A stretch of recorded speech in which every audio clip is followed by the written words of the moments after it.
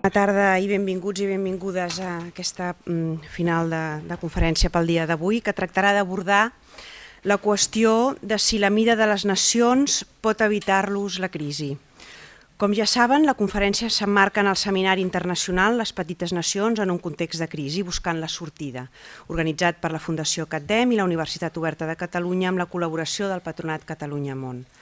En aquest sentit, voldria felicitar-los, no solament per la temàtica que aborda el seminari de rabiosa actualitat, sinó també per la manera de fer-ho amb especialistes de relleu internacional, la qual cosa ens permetrà comparar models d'èxit, intercanviar experiències i, en definitiva, coneixements. Per respondre a la pregunta que titula la sessió «La mida de les nacions evita la crisi», tenim entre nosaltres dos especialistes de renom internacional, els doctors Enrico Spolaore i Guillem López Casasnovas, a qui dono la benvinguda i a qui vull agrair la seva participació. Poden els estats petits sobreviure i prosperar tot i la crisi econòmica global actual? Com la mida d'un estat o una nació pot afectar el seu desenvolupament econòmic?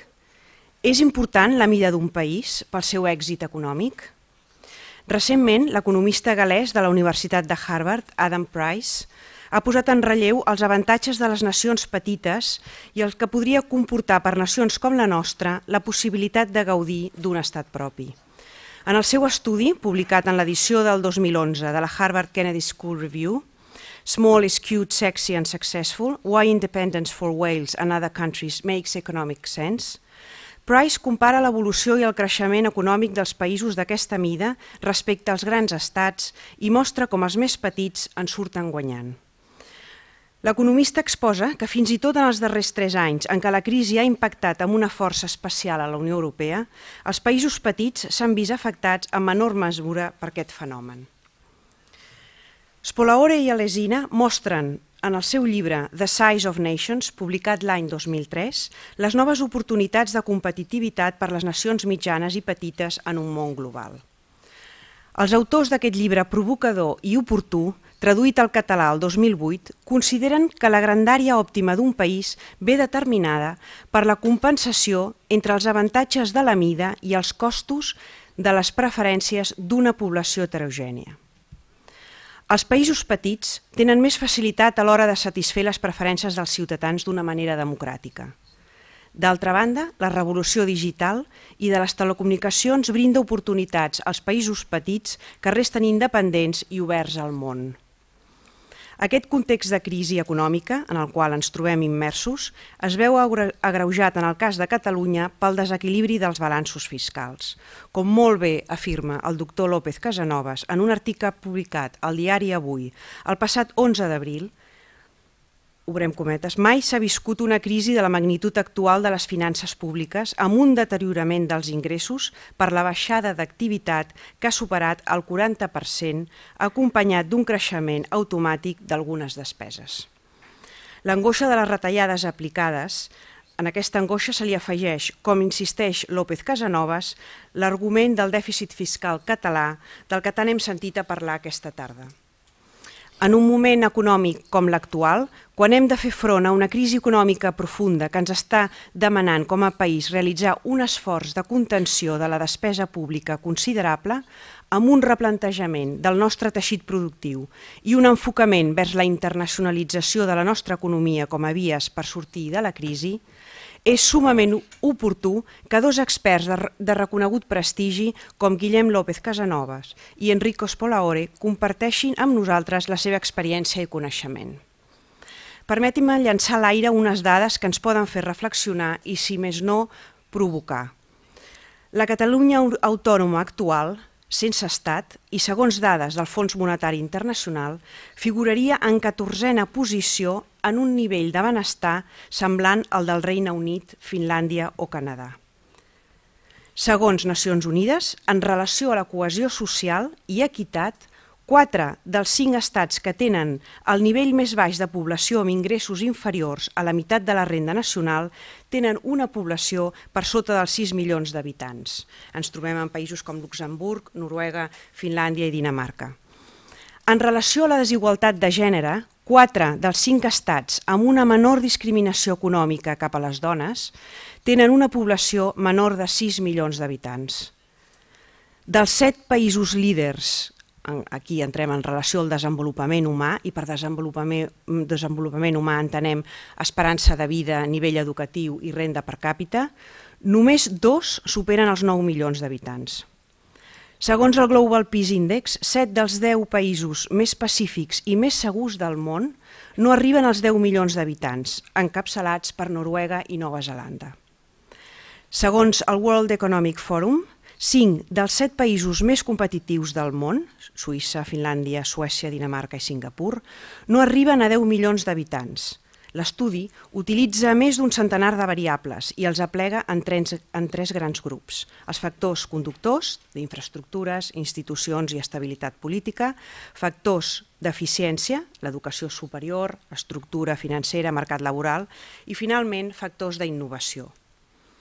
Una altra dada del Banc Mundial en relació a la qualitat de les polítiques públiques, la credibilitat del govern i la independència institucional ens diu que la majoria de països amb menys corrupció, més eficiència en l'acció pública i més qualitat dels serveis públics no arriben als 10 milions d'habitants. Bé, doncs, dit això, jo crec que donem pas als experts. El primer serà el doctor Enrico Spolaore. Thank you very much for the invitation. It's always an enormous pleasure to be in Barcelona. That is undoubtedly one of the most beautiful cities in the world and one of my favorite cities. And it's a great opportunity also to be at this conference. I've learned a lot about Ireland and Greece and Catalonia. And here I'm trying to provide a sort of a big picture, and that's what I was told. I should sort of provide a sort of a more general picture in light of my research on the size of nations. And I've tried to tailor this talk to the European crisis, particularly to the sovereign debt crisis in this context. And in fact, I titled the talk "The European Crisis as Heterogeneity's Revenge" and how this relates to regional inequality and political institutions. So I will try to explain what I mean. So the question that here, la mida de les nacions evita la CRISI. I don't know if my Catalan is pretty poor, I guess, but it's a very interesting question, and the angle that I will try to use here is my comments will be based on the economics approach to the size of nations. So that how we can study size of nations and more generally the size of political unions, including the European Union, from the point of view of economic analysis and political economy. And this work has emphasized how efficient and stable political borders that are both stable and efficient should emerge from a trade-off between economies of scale and heterogeneity costs, as I will explain. Now, in general, having a specific national size, large or small, of course, is no guarantee, in general, against some particular economic and financial crisis. But if one has a better understanding of the basic trade-offs facing by nations and political unions, and in particular, if one takes into account that there are not just benefits from being large, but there are also costs, while there are also benefits from being small, and that heterogeneity cost plays a big role, then perhaps maybe we will not avoid the consequences of the current crisis, but I will try to explain a little bit my interpretation of it, but we might avoid the likelihood and the costs of future crises. So here's my general points will be, so what is Europe's general problem at the moment? I would say it's an inability to find an appropriate institutional framework to minimize the costs of its large political, cultural, and economic heterogeneity. I would say that international borrowing by poorer Euro members has been a short-term fix for what are deeply rooted regional economic inequality, and that this crisis is a heterogeneity revenge, because Europe has denied that there exists this heterogeneity. This is a general trend in European institutions to underestimate that there are these heterogeneity costs. And the longer-term solution would be a more democratic approach in general to the design of supranational and national institutions and borders, but taking into fuller account of people's heterogeneous preferences. So the important trade-off when we study size of nations or size of political institutions that have a territorial component would be take into account that the equilibrium size of nations and the stability of political borders depend on a trade-off between the benefits from a larger size, economies of scale, and the political costs of heterogeneity, in particular the fact that there are diverse preferences for public policies in a larger population. So the general implication for this is something that I had the pleasure already to discuss in Barcelona in previous conferences, and I will not dwell into this, as this talk today will be more focused on the European crisis. But let's say that large political unions come with substantial costs as well as with benefits, that democratization, globalization, the reduction in international conflict change the equilibrium size of political institutions, reduce the benefits from a larger size. So the benefit of a larger size would be providing defense. So for example, if you have less conflict, you need less defense. And in general lead to the formation of smaller countries in equilibrium.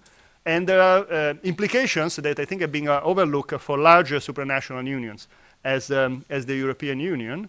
So of course, there is a message of this would be that a political union can be larger and more heterogeneous, or can be smaller and more homogeneous. But in the long run, the large unions can be, such as the European Union, within which, of course, there are several countries and nations, and some of them can be within this framework quite small and still be prosperous. But a large union can be stable and efficient only they have institutions that reduce the heterogeneity costs while taking advantage of the benefits from scale and diversity. Now, of course, I have to have a commercial break here. So there is this wonderful book that I would definitely recommend that you can buy, or you can give it to your spouse or boyfriend or girlfriend as a gift. The Size of Nations. Now, it comes in its nice American version with of MIT Press, or you can also read it in Catalan because it's been translated, as it was mentioned kindly. So, La mida de las nacions. Now, so going to Europe's problem now, which will be really the focus of my talk. So as I mentioned, so the fundamental problem in Europe is the inability to deal with its own political and economic heterogeneity within an appropriate institutional framework. Policy have been designed without taking into full account that there are potential problems arising from imperfect integration among economically unequal regions, and this has to be dealt within a democratic framework. And there are also, I would argue, cultural and historical barriers and differences that have to be taken into account. And I was told that I should have a big picture kind of view. So here's the big picture. This is regional gross domestic product per inhabitants by region. So this is a map of Europe that doesn't have the borders being the countries, the nation states, but having the regions of Europe. And you can see from this map, I don't know if it's slightly cut in the bottom, but green, dark green and light green is richer, and then medium, very light green, very light green is kind of middle income, and then yellow and very light yellow, it's poorer. So you can see, for example, here Catalonia being dark green. You will not be surprised, of course, in this to know that Catalonia has a very high income per capita, comparable, let's say, to the south of Germany or to some of the the north of Italy, in particular Lombardy or Veneto, at the same time, you can see that within Spain, of course, there is a large economic heterogeneity, a large economic inequality. You can see that Portugal and Greece are definitely poorer. You can see that all Eastern Europe is poorer. But what you can see here is heterogeneity both across nations and within nations. And I will explain later why this has played, I think, a key role in something that might look purely financial as the European sovereign debt crisis, but the roots, I would argue, are in the way that Europe has dealt with regional inequality. Because there are three possible ways, conceptually, to deal with regional economic inequality. So the first is direct intervention, and this would be the first best, what economists would call the first best. Implement productivity-enhancing policies that directly address the fundamental barriers to higher development in poorer regions or for poorer groups, Of course, we all agree that it would be good to have economic growth and to increase productivity, but we all know that it's very hard. And typically, political systems then react to this by following one of two possible ways, or a combination of these. One is, so a second way that has been used, especially within countries, is redistribution. So redistribute resources from rich regions to poor regions through taxes and transfers. So grants. And I will discuss that. That, of course, comes with, this is really a second best policy, and it comes with huge problems, of course. But then there is a third way that is at the root of a lot of the problems, that is loans. The richer lend the resources to the poorer, and this is deferred maintenance of income inequality, has been called by some economists. And that's a source of the current financial and sovereign debt crisis. So direct intervention is what we would really like. We need to know, but this is hard because we will not need to know barriers and constraints, and we need both the means and the political incentives to eliminate these barriers and constraints to productivity, to innovation, to research and development, to growth. So now, with a co-author at the University of California, Los Angeles, Roman Bagzerk, we have done work on the diffusion of development and the diffusion of innovations. And there is other work by other economists on these topics. And the bottom line of this is that there are barriers that are deeply rooted to these persistent functions of long-term historical and cultural characteristics. So this is very, and again, heterogeneity does matter and should be taken into account when we deal with this, in order also to reduce these barriers. As it's also witnessed by the persistent inequality between Italy's north and south, for example, would be a good example. Even within nation states, you have still a large difference in inequality. So direct intervention is very hard. So politicians have moved to redistribution as a sort of a possible way how to reduce. So you don't really reduce the fundamentals here, and in fact, in the long term, you might make the fundamentals much worse by having redistribution. But certainly you can reduce the gap, for example, in consumption and in standards of living, especially if the aspirations have gone up. You have a nation, or you have even the whole Europe, and people say, well, we would like all to live like the richer among us. So this is a key tool, especially in heterogeneous political unions. In principle, might be a way to keep them together, but it might have centrifugal effects in reality, as I will say in a second. In principle, efficient tax and transfer system can ensure stability when the preferences for public goods are heterogeneous. So this is the theory. For example, Breton and Weber have nice papers about that. But as I show in my book, or in some of the other work that I've done with Alberto Alesina, there are serious commitment and feasibility problems when you try to do tax and transfer systems. And in actual political economy, equilibrium distribution may be a centrifugal force. So there is important distinction that I'm sure that many people here from Catalonia would be very sensitive to. That is something that would certainly ring a bell. Interregional redistribution can be done preference-based or income-based. Now, preference-based transfer are the one that the theory said would be the one that would minimize the heterogeneity cost and would keep and would allow you to have, let's say, a larger political union, or well-functioning, more heterogeneous institutions, where you have side payments to the regions that are distant from the central government in terms of preferences over public policies, because, let's say, linguistic differences or cultural differences or historical differences. So you compensate. So you would have to pay the Catalans to stay in Spain. If you do income-based transfers, the transfer goes from the richer regions to the poorer regions, and that's based on income differences. So it goes from the rich to the poor, independently of the factor of the other heterogeneity cost, of the cultural cost. Now, preference-based transfers would be ideal in terms of efficiency, because if you can compensate regions that would otherwise secede, you could, therefore, in an ideal world, ensure efficiency and stability. But however, in practice, as already mentioned, there are problems with feasibility. There might be high administrative costs or lack of resources, or political credibility, time consistency. I promise a region, let's say, if Catalonia agrees to stay within Spain, it will be compensated for the difference for the cost, for the political cost, for the cultural, historical cost. But then it's easy to renege on this and say, okay, now we were just joking, and now you're not going to get any compensation. Because changing borders is more costly than changing tax and transfer policies. So this preference-based transfer may not be credible. and you need some sort of international enforcement at some time for that. In some regions of Europe that has worked up to a point, for example, in Südtirol, the part of Italy where there are German-speaking populations, there is a special deal that is guaranteed by international treaty with Austria that allows people in Südtirol to keep some of their taxes at the local level. And of course also the Basque countries in Spain have had some kind of deal where there is a stronger secession threat or where there are international aspects to it. But in general, this is very hard to do.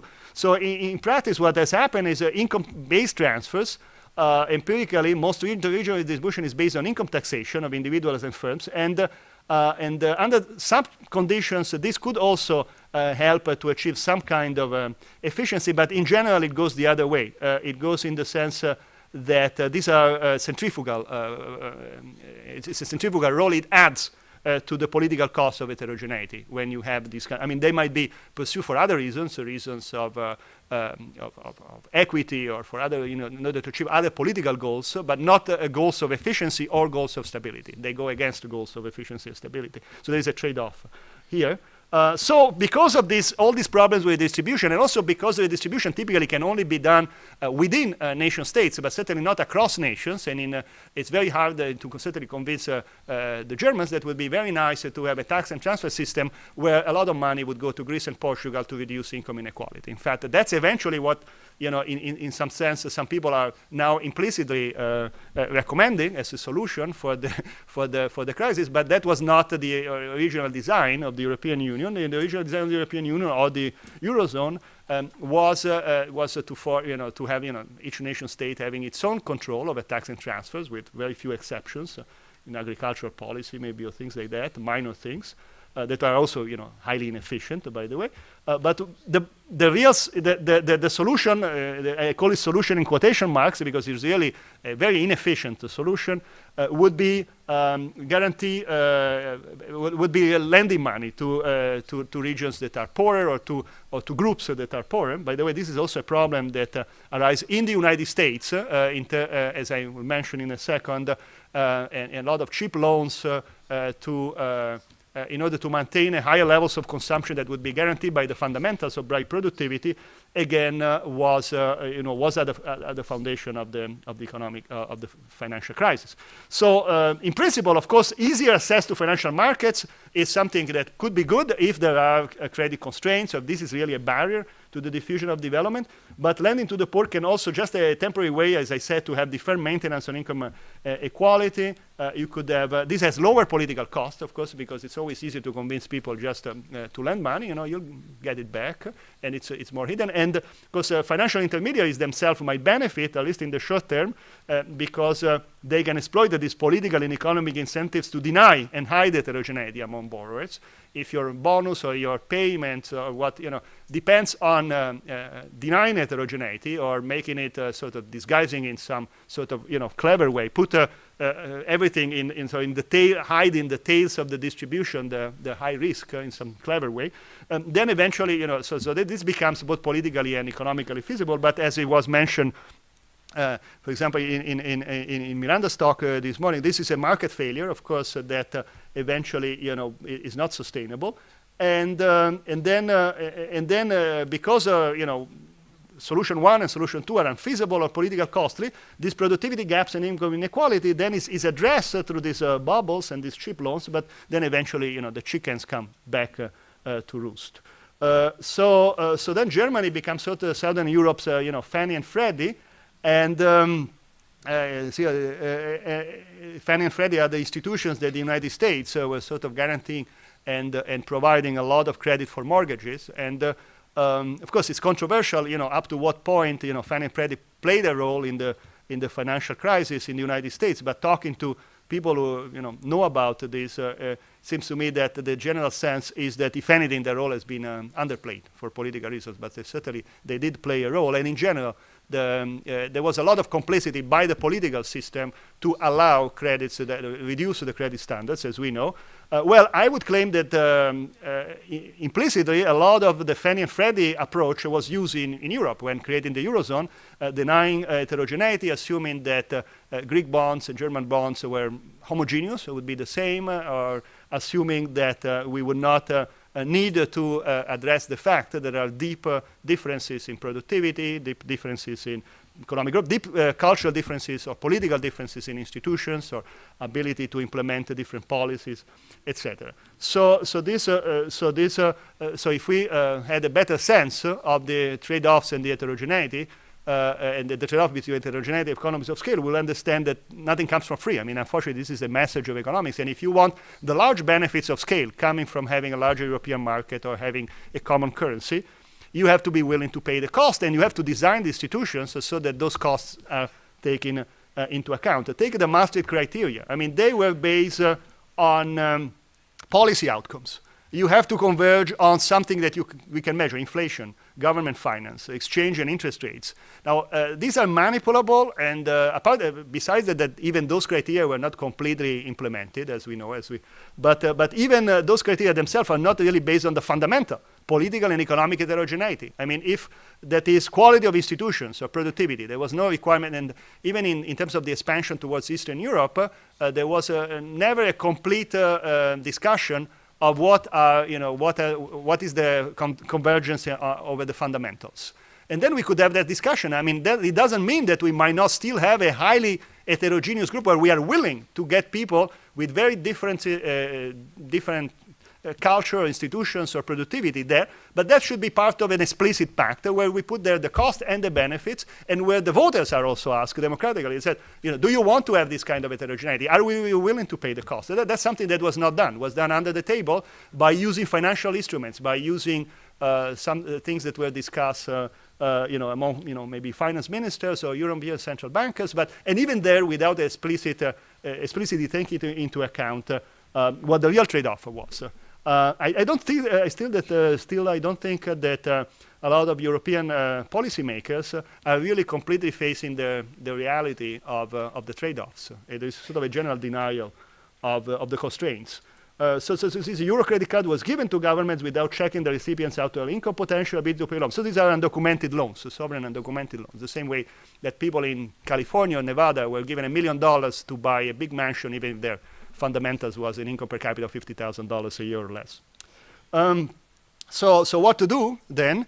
There are these might seem pretty sort of straightforward and common sense kind of rules, and they shouldn't even be stated, but unfortunately I think it's useful to state them.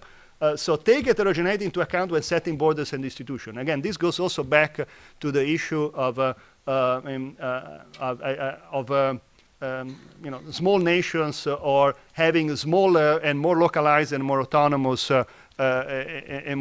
groups. So this was not something of which I have said a lot today. I know that later there will be more when Guillem is going to talk about the specifics of Catalonia. So this is the division of labor. I talk about general and Europe and big pictures, and he will talk about Catalonia, I believe. But I would say that the general rule that at all levels would have to be taken into account that border institutions work better when they are when there are mechanisms that reduce the heterogeneity cost, even because we have some local goods or even public goods are provided more in a more autonomous local ways, and because we take into account the cost as well as the benefits of tax and transfer systems, of redistribution, etc. Try to move the focus from second best, from redistribution, and third best, credit solution to first best solutions, enhance productivity, invest in human capital, remove barriers to innovation. This is how it must be done. So far, the focus on the other ways, on the financial aspects or on the redistribution aspect, have blinded us a bit from focusing on first best solutions, which are more costly. Don't centralize the provision of public goods unless such a centralization is economically efficient and politically viable.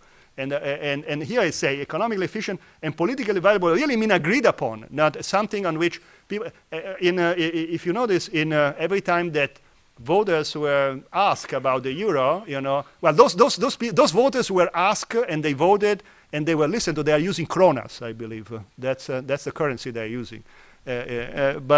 So there is personally, I'm a big fan of the euro, by the way. I'm a big fan of the European Union. I would like the European Union to work. But I believe that that is one of the public goods that really has huge advantages. And then it would allow a more efficient decentralization of a lot of other public goods. So if you have, exactly for the reasons that I briefly mentioned before, if you have more economic integration, if you have more trade and open borders, if the political borders in general have relatively low economic costs, the border between Italy and France, or the borders between, let's say, Catalonia and France, have a low cost for economically, then you can have that border. I mean, that border becomes, because that border might be there for good reasons, so that Italians can have different policies from the French in some other dimension. But definitely there is the issue that you need, in order to ensure that, you have to take into account that when you provide some public good to the of this extent, with those huge, with economies of scale, you also have to have institutions that take into account the heterogeneity cost. So that's why, in that sense, in order to maintain that kind of cooperation at the European level, I believe that one has to be more realistic about the heterogeneity costs. And there has to be a closer match between who obtains benefits and who bears the costs. And this has been always a huge problem, I think, at every dimension. If you really look both at the micro level, more micro level, at the regional level, at the national level, at the supranational level, there tend to be gaps between benefits and costs that we know in economics. Eventually, they always lead to some inequality. That doesn't mean, of course, that one has to rule out solidarity or transfers to make sure that some groups or some individuals, there is a benefit from having some form of insurance. Of course, if I both at the regional level, at the national level, even at the individual level, but those have to be agreed upon and reached through consensus and through democracy, rather just a sneak thing. And it comes with cost and benefits. So, well, there are some costs from being part of the European Union. There is, okay, these are the costs and these are the benefits, and let's agree on them. And let voters in general, this should not be a default that we decide at every possible level, and the voters, if really we have to occasionally, maybe, but better not. Let the voters decide over borders and political institutions, more democracy. I mean, of course, I'm not the first person to say that there's a democracy gap or democracy deficit in Europe, but, I mean, we've been saying that since I was born, I think, or before, I'm sure. And still, there is this democracy deficit when people are still so afraid of asking the voters about these matters. I would believe that it would be much better if there was a sort of more democracy. Now, I know that I've already spoken a lot, and I'm here between, we are here between you and your dinner, so it's going to. But I had a few things to say about Italy, but I will skip them. About pigs or pigs. Is Italy different? So how many eyes in pigs? And some of that was already mentioned this morning. That the bottom line here being that Italians have used mostly redistribution, and they really borrowed. The transfer has really happened within Italy. So Italy really, it was Lombardy that was Il Mezzogiorno's Fanny and Freddy, not Germany, as you might see from this picture that shows if you're very light, it means that your saving is that your investment that you save more than that you invested, that you have a net. You are lending to the rest of Italy, and also to the rest of the world. So you are basically running a current account surplus. If you are dark, here you can see Magna Graecia. Here,